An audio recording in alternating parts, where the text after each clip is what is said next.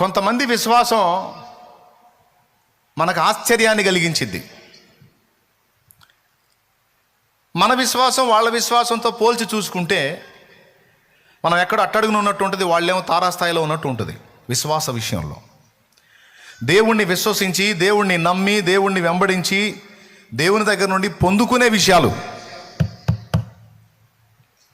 ఉదాహరణకి అబ్రహామా, నీకు ఒక్కగానొక్కడై ఉన్న నీ కుమారుడు నువ్వు ప్రేమించి ఇస్సాకును తీసుకొచ్చి మొరియా దేశమందు నేను నీకు చూపించేటువంటి పర్వతం మీద బలిగా, దహన బలిగా అర్పించు అన్నాడు. ఆ మాటకి సిద్ధపడి తీసుకెళ్ళడానికి ఇష్టపడ్డాడండి అబ్రహాము. దేవుడు కోరాడు, నా బిడ్డని బలిగా నేను అర్పిస్తానని తీసుకొని వెళ్ళాడు.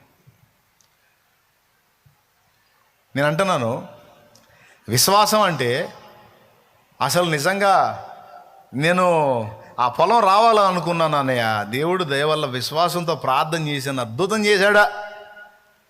ఎంతమంది అడ్డు తగిలారు ఆ పొలం నాకు రాకుండా చేయడానికి. 20 మంది అడ్డు తగిలితే వాళ్ళందరినీ తిప్పించి మళ్ళీ చివరికి అది నా చేతికి వచ్చేటట్టు చేశాడు దేవుడు. మామూలు అద్భుతం చేశాడా? అప్పుడు అబ్బా ఎంత గొప్ప విశ్వాసం అయ్యాను ఇది. డాక్టర్లు అందరూ ఆశ్చర్యపోయారు అని ఆ రిపోర్ట్ చూసి. అమ్మో ఈ రిపోర్ట్ అయితే కష్టం, బతకడం కష్టం, లేదు ఇక ఇది మారదని చెప్పి ఇక రోజుల మనిషిని పంపించారు. ప్రభు పాదాలు పట్టుకొని ఇప్పుడు చూడని ఆ రిపోర్టు, ఆనాడు వాళ్ళు ఇచ్చిన రిపోర్ట్ ఏమో ఇది, ఇప్పుడు రిపోర్ట్ ఇది. మరి ఎట్లా మారింది? మా నీ విశ్వాసం గొప్పది. ఎంత గొప్ప విశ్వాసం ఉంటే నీకు ఇంత అద్భుతం జరిగింది. ఇది మామూలు విషయం కాదు. మన గొప్ప విశ్వాసాన్ని అంచనా వేసేది ఇలాంటి విషయాల్లో. జరిగిన అద్భుతాల విషయంలో ఎదుటి వాళ్ళ విశ్వాసాన్ని అంచనా వేస్తాం. అవునా కాదా? ఎంతమంది ఒప్పుకుంటారండి? లైన్లో ఉన్నారా? ఇంకా వెళ్ళలేదు కదా? రైట్. ఉన్నవాళ్ళందరూ ఒకసారి స్తోత్రం చెప్పండి. ఒక కీలకమైన విషయాన్ని మీకు అవగాహన కల్పించి ముగిస్తాను అంతే, ఎక్కువసేపు మాట్లాడను. జాగ్రత్తగా వినాలి. విశ్వాసాన్ని గొప్పగా మాట్లాడేటప్పుడు వాళ్ళు పొందిన అద్భుతాలను కొలబద్దగా వేసి మాట్లాడతాం. ఇంత పెద్ద అద్భుతం, మా ఇంటి వెనకండి ఒక పెద్ద కొండ ఉండేదండి, విశ్వాసంతో ప్రార్థన చేసే లేకుండా పోయింది. అబ్బో, కొండల్ని పెకలించే మామూలు విశ్వాసం, గొప్ప విశ్వాసం. విశ్వాసం వ్యక్తమయ్యేది అద్భుతాల దగ్గరే కాదు, త్యాగాల దగ్గర కూడా, సహించుడ దగ్గర కూడా వెల్లడైద్ది. అది ఇంకా అద్భుతమైన ఒరిజినల్ విశ్వాసం. అసలు విశ్వాసం యొక్క నాణ్యత ఎక్కడ తెలిసిద్దో తెలుసా? అడిగినవన్నీ పొందుతున్నప్పుడు గొప్ప విశ్వాసం అని చెప్పరాదు. మనం అడిగినవన్నీ దేవుడు ఇస్తూ ఉంటే అబ్బాయి ఎంత గొప్ప విశ్వాసం, అడిగినవన్నీ పొందేసుకుంటుంది అని అక్కడ విశ్వాసం గొప్పగా మాట్లాడతాం మనం సహజంగా. అది కాదు. అడిగినవి ఇవ్వకపోయినా ఆయన యందు విశ్వాసం ఉంచి హత్తుకొని వెంబడిస్తాం చూడు, అది ఒరిజినల్ విశ్వాసం. స్తోత్రం. ఏది తక్కువ లేకుండా పువ్వుల్లో పెట్టి చూసుకుంటున్న భర్తకి నమ్మకంగా ఉందనుకో భార్య, అన్నీ చూసుకుంటున్నాడు కాబట్టి ఉంది, విశ్వాసపాత్రురాలుగా ఉంది. ఎందుకంటే వాడు ఏది తక్కువ చేయట్లేదు, అన్నీ చూసుకుంటున్నాడు. కానీ తిండికి ఇవ్వకుండా ఏమో కష్టాన్ని కూడా లాగి తన్ని తీసుకెళ్ళి ఆమెను ఇబ్బంది పెట్టి నానాయాతన పెట్టి చిత్రవద చేస్తుంటే న్యాయం ప్రకారం ఆమె వాడికి హ్యాండ్ ఇవ్వచ్చు. ఏది? మనస్సాక్షిని అనుసరించి వాళ్ళకి ఆ ఫీలింగ్స్. కొంతమంది చెబుతారు, వాడు నీకు నమ్మకంగా ఉన్నాడు, నువ్వు వాడు నమ్మకంగా ఉండటానికి, వాడు అది చేస్తే నువ్వు ఇది చెయ్యి, ఇదే న్యాయం. మరి వాడు ఇప్పుడు నువ్వు న్యాయం కాదంటున్నావు, మరి వాడు న్యాయం ఆలోచించాడా? నేను చిత్రవద చేస్తున్నాడుగా, కాబట్టి నువ్వు కూడా అంతే చెయ్యి, అదే న్యాయం. కొంతవరకు అది సబబు అనిపించింది. కొంతమంది భార్యలు కూడా చేస్తారు, నువ్వు ఆమెతో పాపం చెప్తే నేను చేయను అయింది, నువ్వు ఆమెతో చేయి, నేను కూడా ఇంకొకటి అంటుంది కొంతమంది. ఎందుకు నువ్వు చేస్తున్నావు? నువ్వు ఏమండి, విశ్వాస పాత్రురాలంటే అదేనా? నమ్మకస్తురాలంటే అదేనా? అన్నీ పెట్టి అన్నీ చూసుకొని జాగ్రత్తగా అన్ని విషయాల్లో బ్యాలెన్స్గా ఉంటేనేమో విశ్వాస పాత్రురాలు. ఏదన్నా బ్యాలెన్స్ తప్పితే, ట్రాక్ తప్పేటట్టు అయితే అది విశ్వాస పాత్రురాలు కాదు. అన్నీ ఇచ్చిన నాడే కదా, ఏమి ఇవ్వకుండా ఎగ్గొట్టినా, ఇతరుల సలహాలు వెళ్ళిపో ట్రాక్ తప్పు అని చెప్పినానో, అతడు విశ్వాసపాత్రుడు కాకపోయినా పర్వాలేదు, నేనైతే విశ్వాసపాత్రురాలుగా ఉండాలి. ఇచ్చినప్పుడే కాదు, ఇయ్యనప్పుడు కూడా నేను ఆయన విషయంలో నమ్మకంగానే ఉంటాను. నమ్మకం తప్పను అన్నది ఒరిజినల్ విశ్వాసం. అది ఒరిజినల్ విశ్వాసం. ఎంతమందికి అర్థమైందో ఏమో మరి. అంత తిక్కలోలేం కాదు మరి, చురుగ్గానే అర్థం చేసుకుంటారని నమ్మకం నాకు. హల్లెలూయా. ఇప్పుడు 100 సంవత్సరాలకి ఒక కొడుకునిచ్చి, కొంచెం వాడు పెద్దవాడే, ఇంచుమించు ఒక 15 నుంచి 18 సంవత్సరాల ప్రాయానికి వచ్చేటప్పటికి తండ్రి ప్రేమ, ప్రాణం, ఆశ అంతా బిడ్డ మీదే. ఆ బిడ్డను తీసుకొచ్చి బలి ఇవ్వమంటాడు, దహన బలిగా అర్పించమంటాడు. ఏం న్యాయం అండి? మీరేమంటారు చెప్పండి, అసలు మీరేమంటారు? ఇది న్యాయం కాదు దేవా. ఇచ్చిందే 100 ఏళ్ళకి ఇచ్చావు, ఎన్నాళ్ళు ప్రేమగా పెంచుకుంటుని. ఆ పురిటి కందరన్న తెచ్చియమంటే కొంచెం ఉండేది. ఇప్పుడు 15-18 ఏళ్ళ ప్రాయం వాడు అయ్యాడు, వాడికి జ్ఞాపకాలు ఎన్నో ఉన్నాయి నాకు. వాడిని తెచ్చి నేను దహన బలిగా ఎట్లా అర్పించేదయ్యా? ఇదెక్కడి న్యాయం దేవా? ఇదెక్కడి కోరికే దేవా? నా ఎందుకు కనికరపడు, నేను ఆ పని చేయలేను అని చెప్పొచ్చు. మనమైతే ఖచ్చితంగా అంతే చెబుతాం, సారీ లార్డ్, ఇంకొకటి చెప్పండి చేస్తే ఇది మాత్రం చేయలేను. కానీ దేవుడు ఏది చెప్పాడో అబ్రహాము యాజ్ ఇట్ ఈజ్గా అలా చేయడానికి ఇష్టపడ్డాడు. ఈ సంగతి శారాకు చెప్పలేదు, పని వాళ్ళకి చెప్పలేదు, తన హృదయంలో పెట్టుకున్నాడు. కొడుకు కూడా చెప్పలేదు. కట్టెలు తీసుకున్నాడు, అగ్ని తీసుకున్నాడు, తాడు తీసుకున్నాడు, ఖడ్గం తీసుకున్నాడు, కొడుకుని తీసుకున్నాడు, బయలుదేరాడు. ఇప్పుడు చెప్పండి, అది ఎంతటి విశ్వాసం? గొప్ప విశ్వాసమా, సామాన్య విశ్వాసమా? నువ్వు చెప్పు, నీకంటే గొప్ప విశ్వాసమా కాదా? పెద్దగా చెప్పాలి, డౌట్ లేదుగా. నీ విశ్వాసంతో ఆయన విశ్వాసాన్ని పోలిస్తే ఆయన టాప్లో ఉన్నట్టా లేదా? నువ్వు ఎక్కడున్నావు? ఆ నమ్మకత్వం విషయంలో ఎక్కడున్నావు? ఇంత ఎదురు దెబ్బ తగిలితేనే 24 సణుగుళ్ళు జనుగుతావు.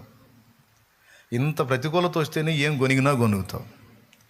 ఏందో మరి దేవుడికి కూడా దయలేదు, మా మొఖాన రాసింది, ఏం చేద్దాం, మా కర్మ, మా దరిద్రం అట్ట పట్టింది, ఏం చేద్దాం. దేవుడికి కూడా జాలి కలగట్లా. ఇంకెవరు దొరకరు, దేవుడే దొరికేది. ఇక సనగాలనుకుని దేవుడి మీద జరుగుతుంటారు కొంతమంది. దేవునికి స్తోత్రం, హల్లెలూయా చెప్పండి గట్టిగా. శనిగాడా అబ్రహం? గుణిగాడా? వెళ్ళాడు.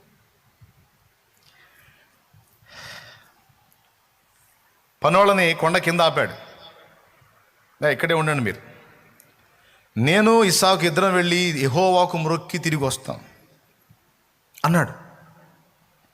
వాస్తవంగా వెళ్తుంది ఎందుకు? కొడుకుని బలియడానికి. కానీ పనోళ్ళకి ఏం చెబుతున్నాడు? కొండ కింద ఆపి మేము మ్రొక్కి రైట్ మరలా వస్తాం. రైట్ పక్కన పెడదాం, అది ఆదికాండం 22లో ఉంటుందిలే, ఇంటికి పోయి చూసుకుందరు. కానీ సరే, కొడుకు తండ్రి ఇద్దరు వెళ్తున్నారు. కొడుకు అడిగాడు, కట్టెలు ఉన్నాయి, అగ్ని ఉంది, ఖడ్గం ఉంది, తాడుంది, మరి బలి పశువేది నానా అని అడిగాడు. అడిగేవాడే బలి పశువు అని కొడుకు తెలియదు, తండ్రికి తెలుసు. కానీ తండ్రి ఏమన్నాడు తెలుసా? యెహోవా ఈరే, పర్వతం మీద యెహోవాయే చూసుకుంటాడు, నువ్వు పదా కుమారుడా అన్నాడు. నువ్వేరా బలి పశువు అని చెప్పలా, చెబితే ఒకవేళ పరారైపోతాడు అనుకున్నాడు. ఏం సంగతి? యెహోవా ఈరే, పర్వతం మీద యెహోవా చూసుకుంటాడు, పద నాయన. అక్కడికి వెళ్ళిన తర్వాత ఇస్సాకు, నా మాట మీద నీకు రెస్పెక్ట్ ఉందా? తప్పకుండా. అట్లయితే నేను 2 కాళ్ళ దగ్గర పెట్టి అన్నాడు. 2 చేతులు వెనక్కి పెట్టే కుమారుడు. కట్టేశాడు, కాళ్ళు కట్టేశాడు, చేతులు కట్టాడు, బలిపీఠ మీద పండుకో. ఊహించండి ఒకసారి, ఆ కొడుకు ఎంత ఆశ్చర్యపోయి ఉంటాడు, ఈ తండ్రి ఎంత వేదన పడి ఉండొచ్చు. కానీ మీకు తెలుసా, వీసుమంతా కూడా ఫీలింగ్ లేదు. చక్కగా కట్టెల్ని పేర్చి అగ్నిని స్టార్ట్ చేసి కొడుకుని దాని మీద పరుండబెట్టి ఖడ్గం ఎత్తాడు. ఎప్పుడైతే ఖడ్గం ఎత్తాడు అప్పుడు వినపడింది కేక, అబ్రహామా అబ్రహామా, ఆ చిన్నవాని మీద చెయ్యి వేయకుము, వానినేమీ చేయకు, నీకు ఒక్కగానొక్కడై ఉన్న నీ కుమారుని నాకు వెనుతీయలేదు గనుక నీవు దేవునికి భయపడు వాడవని నాకు అర్థమైంది. గనుక ఇదిగో నీకు ఇంత కార్యం చేయబోతున్నాను నేను. ఆకాశ నక్షత్రములను లెక్కించగలవా? లెక్కించలేనయ్యా. అంత సంతతి నీకు ఇవ్వబోతున్నాను. నీకు ఒక్కడేనే ఇచ్చాను, ఆ ఒక్కడిని తీసుకొచ్చి ఇచ్చేయమన్నా. నాకు ఇవ్వడానికి అంత విశ్వాసాన్ని కనపరిచావు, నాకంత విధేయత చూపించావు, నన్ను అంత ప్రేమించావు. గనుక ఇంత ప్రేమ నాకు చూపినందుకు, నీకు ఒక్కటే ఉంది, ఆ ఒక్కటి నాకు ఇచ్చి నన్ను ప్రేమించినందుకు ఇక నువ్వు లెక్క పెట్టలేనని నీకు ఇవ్వబోతున్నాను, స్వీకరించు. హల్లెలూయా, హల్లెలూయా. లెక్క పెట్టలేని, నువ్వే లెక్కించలేవు నీ జన్మను. వారిలో ఒంటరి అయిన వాడు 1000 మంది యగునుయని, ఎన్నికలేని వాడు బలమైన జనము అగునుయని. వారిలో ఒంటరి అయిన వాడు 1000 మంది యగునుయని, ఎన్నికలేని వాడు బలమైన జనము అగునుయని. వాగ్దానములను నెరవేర్చి, వాగ్దానములను నెరవేర్చి వారిలో నన్ను చేర్చావు, చేశావు. వారిలో నన్ను చేర్చావు, నీ వారసునిగా నన్ను చేశావు. ఆరాధన, ఆరాధన, ఆరాధన, ఆరాధన. జ్యోతిర్మయుడ, ప్రేమ స్వరూపుడ, సర్వము నెరిగిన నా యేసయ్యా. మహిమాన్వితుడ, మహాగణుడా, సత్యవంతుడ నా యేసయ్యా. నీకే నారాధన, నీకే నారాధన, నీకే నారాధన, నీకే నారాధన. ఒక్క మాటలు చెప్పేశాడు. నువ్వు లెక్క పెట్టలేనంతమంది జనముని నీకు ఇస్తా. ఇక ప్రతి ఒక్కడు వచ్చి తండ్రి అంటుంటాడు, ఎన్నో చాలు కన్నా అన్న నువ్వు అనాల్సి వచ్చింది. నీ సంతానమే మళ్ళవాడు. నువ్వు ఎవరి బ్యాచ్లో పడివరా నువ్వు అనాల్సి వచ్చింది. నువ్వు అంతమంది జనముని నీకు ఇస్తా. కడుపున అంతమందిని పుట్టిస్తా. విశ్వాసమును బట్టి కూడా అనేక మందిని నీకు పిల్లలుగా చేసేస్తా. విశ్వాసాన్ని ప్రదర్శించి దేవుని నమ్మి నీతిపరుడని తీర్పు పొంది విశ్వాసమునకు ఎంత గొప్ప బహుమానం పొందాడో. దేవుని దగ్గర నుంచి అన్ని పోవడానికి ఇష్టపడ్డవాడు గొప్ప విశ్వాసి. అది అసలు విషయం. పొందుకోవడం కాదు, పోగొట్టుకోవడానికి ఇష్టపడింది గొప్ప విశ్వాసం. ఓకే, సరే. ఒక్క విశ్వాసపు చర్య చేసి లైఫ్ లాంగ్ నిత్యత్వాన్ని సరిపోయినంత బహుమానం కొట్టేశాడండి పెద్ద ఆయన, మామూలుడు కాదు. ఆశీర్వాదం తలుచుకుంటే నోరు ఊరిపోవట్లా. ఆర్థికంగా దీవించాడంట, సంతానపరంగా దీవించాడంట, ఆత్మీయంగా దీవించాడంట అబ్రహాముని. అన్ని విషయముల యందు దేవుడు అబ్రహామును ఆశీర్వదించను రాసింది. సూపర్ హిట్ కొట్టేశాడు ఇక అంతే. స్తోత్రం. ఒక విశ్వాసపు చర్యతో. అయితే ఇక్కడ ఒక చిన్న విషయం, మరి అంతటి విశ్వాసం మనకెందుకు ఉండదు? ఇది ప్రశ్న. దీని ఒక సమాధానం తెలుసుకొని పోదాం. పిల్లరా, రహస్యం ఏంటంటే, ఒక్కసారే మనం పరిశుద్ధ గ్రంథంలో భక్తుల్ని చూసి నోరు ఊరిద్ది మనకి. దానియేలు వలె సింహాల నోళ్ళు మూయాలని మనకుంటుంది. శద్రకు, మేషాకు, అబేద్నెగోల వలె అగ్ని బలమును చల్లార్చాలన్న ఆశ మనకి ఉంటుంది. శాంసన్ వలె మహాబలాన్ని పొందాలన్న ఆశ మనకి ఉండొచ్చు. దావీదు వలె పరాక్రమశాలిగా ఉండి విశ్వాసము ద్వారా గొప్ప విజయాలను పొందాలన్న ఆశ మనకి ఉంటుంది. శారా మృతతుల్యమైన గర్భము విశ్వాసమును బట్టి సంతానం కనటానికి శక్తి పొందినట్టు అలాంటి అద్భుతాలు చూడాలని మనకు ఉంటుంది. మోషే ఎర్ర సముద్రమును పాయలు చేసి ఇశ్రాయేలు జనాంగము నడిపించినట్లు అలాంటి అద్భుతాలు చూడాలి, అనుభవించాలి, ప్రజలకు చూపించాలన్న ఆశ మనకి ఉంటుంది.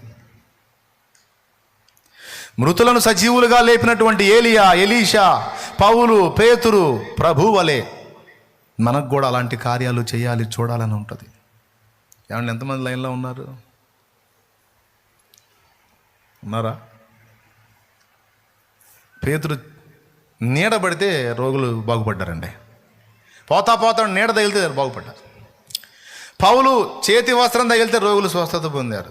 అది విన్నప్పుడు మనకు కూడా ఆశ ఉంటుంది, దేవా సచిన బతికిన అట్లాంటి బతకాల్సిండి.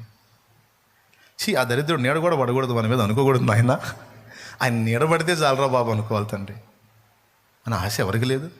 అందరికీ ఉంది. అయితే దానికి వాళ్ళు ప్రదర్శించిన విశ్వాసం మనకు అందని ద్రాక్ష పండులాగా ఉంటుంది.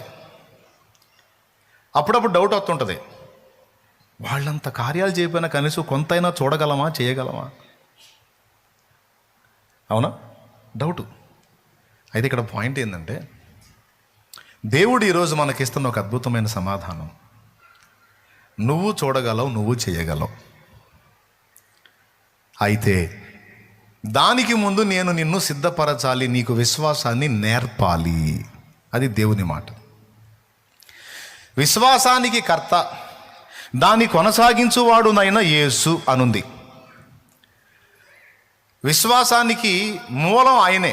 మనం ఎవరిని బట్టి ఇప్పుడు విశ్వాసంలోకి వచ్చాం? మన విశ్వాసానికి ఆధారం ఎవరండి? మీరు ఎవరిని బట్టి ఇక్కడికి వచ్చారు? షాలేమను నమ్మా, యేసుని నమ్మా?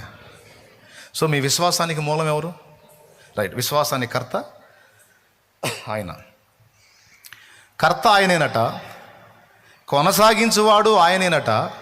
ఇంకొక మాట ఉంది అక్కడ, ఏది అదే పదంలో లేదు కానీ బైబిల్లో ఉంది. ఏమో తెలుసా? విశ్వాసాన్ని వృద్ధి పొందించువాడు కూడా ఆయనేనట. డెవలప్ చేసేవాడు కూడా ఆయనేనట. విశ్వాసాన్ని మనలో పుట్టించేది ఆయనే, పుట్టడానికి ఆధారం ఆయనే, దాన్ని కంటిన్యూగా మనలో కొనసాగింపజేసేది ఆయనే. క్రమక్రమంగా అది విస్తరించడానికి, ఆ విశ్వాసాన్ని మనలో వృద్ధి పొందించడానికి కూడా కారణం ఆయనేనట. అందరి విశ్వాసం ఒకే స్థాయిలో ఉండదు. చూడండి, ఇప్పుడు ఇక్కడ కూర్చున్న మీలోనే కొంతమంది విశ్వాసం 5% ఉంటే, కొంతమంది విశ్వాసం 75% ఉంటుంది. కార్యాలు కూడా చూడండి మీరు. 5% విశ్వాసం ఉన్నవాడికి 5% కార్యాలే చూడగలుగుతాడు.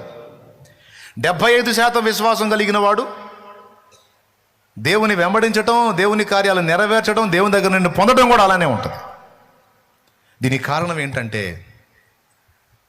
దేవుడు భక్తులకు నేర్పుతున్నటువంటి విశ్వాసాన్ని కొందరు నేర్చుకున్నారు, కొందరు వదిలేశారు.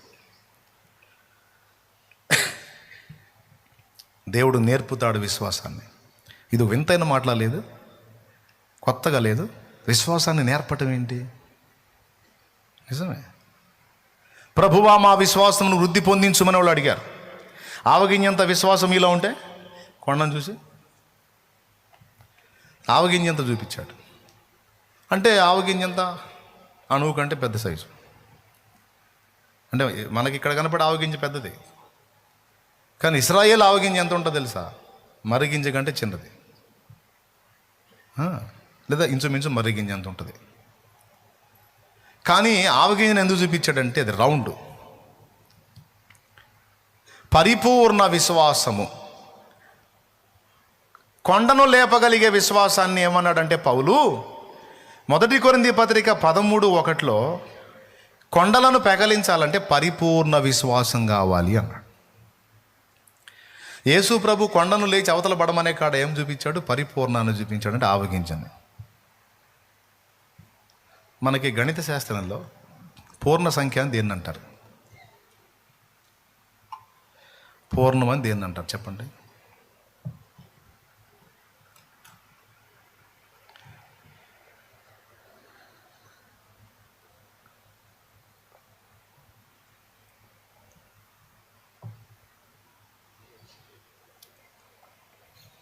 చదువుకున్న వాళ్ళు చెప్పండి, పూర్ణ సంఖ్య అని దేన్ని అంటారు? అది 0 పూర్ణం ఏంది?